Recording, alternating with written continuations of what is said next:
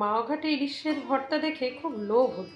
মাওঘাট হয়তো আমি যেতে পারবো না, ভাবলাম মাওঘাটকে টেনে নিজের বাড়িতে নিয়ে আসা যায়। তাই আজকে আমি বানিয়েছি ইলিশ মাছের লেজ ভর্তা। যাই হোক, আমি মেনকা, আমার চ্যানেল হাতাখুন্তি করাইতে আপনাদের সবাইকে স্বাগত।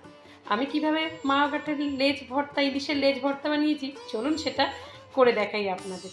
এটা খেতে কিন্তু অসাধারণ লাগবে। প্লিজ সবাই একবার বানাবেন। বানিয়ে এলে আমার চ্যানেলটাকে কিন্তু একটা লাইক, শেয়ার এবং সাবস্ক্রাইব করে দিতে একদমই ভুলবেন না। আমার ঘরে 2 পিস লেজ ছিল ইলিশ মাছের। আমি সেই লেজ দুটোকেই একটুখানি নুন আর হলুদ মাখিয়ে নিয়েছি। এইবার আমি কি করব, ভালো করে নুন হলুদ মাছগুলোকে একটুখানি মাখিয়ে নেব। ব্যাস, আমার নুন হলুদ মাখানো হয়ে গেছে। একটা কড়াই বসিয়ে দিয়েছি।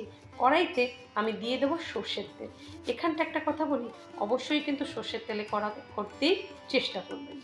এইবার ওই তেলেই আমি দিয়ে দেব কয়েকটা শুকনো লঙ্কা।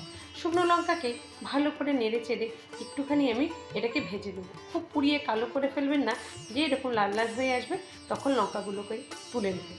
আমি জানি অনেকেই হয়তো খেয়েছেন এই লেজ ভর্তা, কিন্তু আমি খাইনি, এটা আমার প্রথম, তাই আমি করছি। যদি কিছু ভুল টুল হয়ে যায় আমাকে কিন্তু অবশ্যই কমেন্টে জানাবেন। এইবার আমি মাছের লেজগুলো দিয়ে দিয়েছি। মাছের লেজগুলো দিয়ে আমি একটু স্লো আছে আস্তে আস্তে করে এটাকে ভাজবো। ভেজে আমি আস্তে আস্তে করে একটুখানি এটাকে মাছগুলোকে দেখুন লাল লাল করে ভেজে নিয়েছি। ব্যাস, আমার মাছগুলো কিন্তু ভাজা হয়ে গেছে। ওই তেলেই আমি দেখেছি ওনারা বেগুন ভেজে নেয়। আমার ঘরে যেরকম বেগুন ছিল আমি সেরকমই বেগুন ভেজে নিলাম। আপনার ঘরে যেরকম বেগুন থাকবে আপনি সেরকম বেগুনই এখানটা ভেজে নেবেন। এটা কিন্তু অসাধারণ লাগে খেতে। এই বেগুন মানে ইলিশ মাছের তেলে বেগুন ভাজা খেতে কিন্তু খুবই ভালো লাগে। এইবার মাছগুলো আমি একটু ঠান্ডা করে নিয়েছি। ঠান্ডা করে নেওয়ার এখানটা একটু ধৈর্য ধরে আপনাকে যেটা করতে হবে সেটা হচ্ছে এই কাঁটাগুলোকে বেছে ফেলতে হবে। আগেই আমি চামচের সাহায্যে এই মাঝখানের এই বড় কাঁটাটা সরিয়ে দিও। ব্যাস, বড় কাঁটার থেকে এরকম মাছগুলো পুরো সরিয়ে নিয়েছি। আমি দুটো মাছেরই এরকম মিডিলে যে বড় কাঁটাটা থাকে সেই কাঁটাটাকে কিন্তু আমি আগেই ফেলে দেবো। ব্যাস, এইবার আমি কি করব, এই কাজটাই আপনাকে একটু সময় ধরে করতে হবে। তাছাড়া কিন্তু এইটুকু কাজ যদি সময় ধরে করেন আপনার খাওয়াতে কিন্তু অসাধারণ একটা স্বাদ পাবেন। এইবার একটা এরকম শিলনোড়া দিয়ে বা গ্লাসের কিছু দিয়ে, একটু শক্ত কিছু দিয়ে এরকম একটু থেতলে নেবে। থেতলে নিলে কি কাঁটাগুলো কিন্তু খুব তাড়াতাড়ি বেছে নেওয়া যায়। তার জন্য এভাবে আমি একটা শিলনোড়া দিয়ে এইভাবে পুরোপুরি থেতলে নিলাম। ওনাদেরও আমি দেখেছি এরকম একটা শিল টাইপের, পাথর টাইপের দিয়েই দেখলাম ঘুটলো, মানে থেতলালো। তার মানে তখন আমি বুঝতে পারলাম যে কাঁটা, মানে আমি এখন করে বুঝতে পারছি যে এর জন্য এটা দিয়ে করেছে, তার কারণ যে কাঁটাগুলোকে ভালো করে বের করে নেওয়া।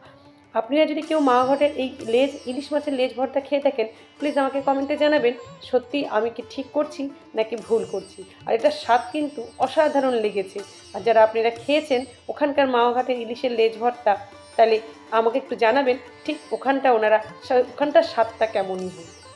এইবার আমি আমার স্বাদ অনুযায়ী আমি লঙ্কা নিয়ে নিয়েছি। যেহেতু আমি একটু কম নিয়েছি, কেননা ওখানটা দেখেছি অনেক লঙ্কা নিতে, আমি একটু কম নিলাম যেহেতু আমার মেয়ে খাবে।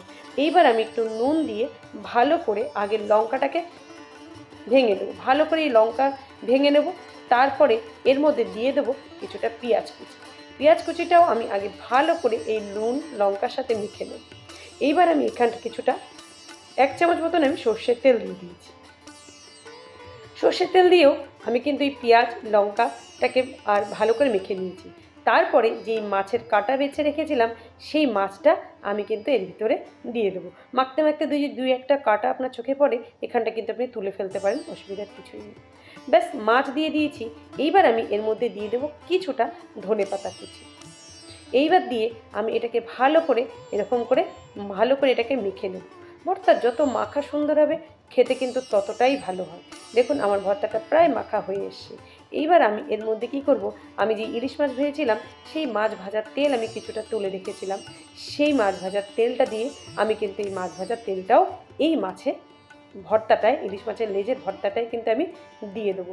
তার যা গন্ধ বেরিয়েছে না, আপনাদের আমি বলে বোঝাতে পারবো না, এত সুন্দর একটা গন্ধ বেরিয়েছে। দেখুন আমার কিন্তু এই গরম গরম ভাত একদম রেডি, আর ইলিশ মাছের ভর্তাও রেডি।